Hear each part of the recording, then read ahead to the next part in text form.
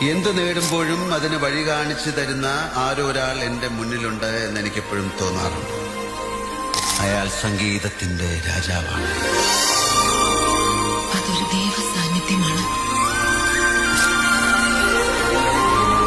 ഈ അന്തരീക്ഷത്തിൽ എവിടെയോ ഒരു ശക്തിയുണ്ട്. ആ ശക്തിക്ക് ആരോടോ എന്തോ പറയാനുണ്ട്. Somebody wants to say something to someone.